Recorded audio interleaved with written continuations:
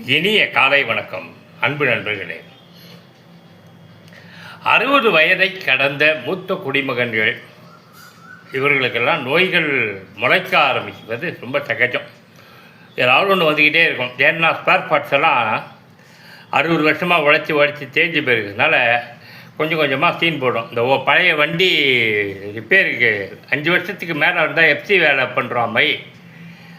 இந்த 60 வயது தாண்டினவனுக்குலாம் எஃப்சி பண்ணணும், வேறு வழி கிடையாது.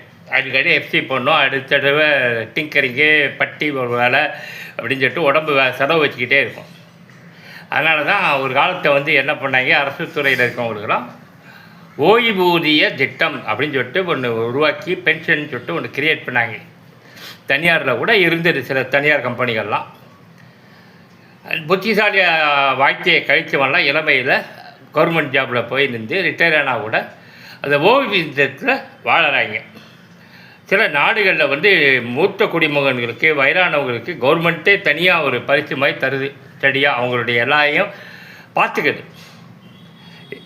இது எல்லாருக்கும் தெரிஞ்சது தான். இருந்தாலும் ஒரு நிம்மதியான வாழ்க்கை என்பது 60 வயது தாண்டதுக்கப்புறம் மனதளவில், உடம்பு விட்டுங்க, மனதளவில் எல்லா விதத்துலேயும் ஒரு இதுதான் நமக்கான ஸ்டடி இன்கம்மு, இதுக்குள்ளே நம்ம வாழ்ந்துக்கணும்னு ஒரு கிளியர் கட்டாக, ஒரு க்ளீனாக ஒரு ஸ்டோரி போர்டு கிடச்சிருச்சுன்னா அந்த வயது கொஞ்சம் நிம்மதியான வயதாக இருக்கும்.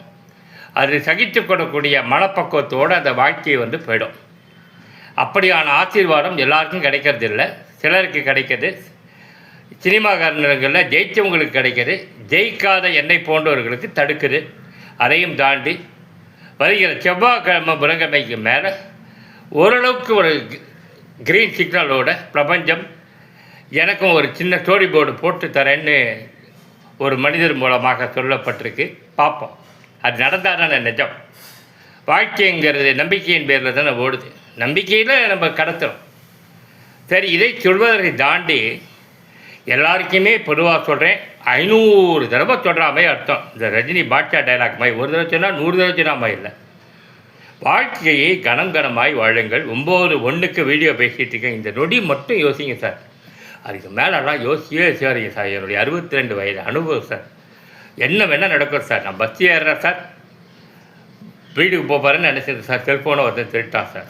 2 நிமிஷம் 5 நிமிஷத்துக்குள்ளே அப்படியே டான் ஃபோன் திருட்டான், செயின் இருக்கிறானுங்க, என்னென்னவோ நடக்குது சார். தவறி கீழே விழுறாங்க.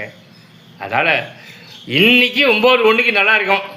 நன்றி கடவுளுக்கு. இப்படி வாழ பழகுங்க, நல்லா இருப்பீங்க. இதை வரைக்கும் அப்ளை பண்ணுங்கள் சார். இதில் வேறு எதுவுமே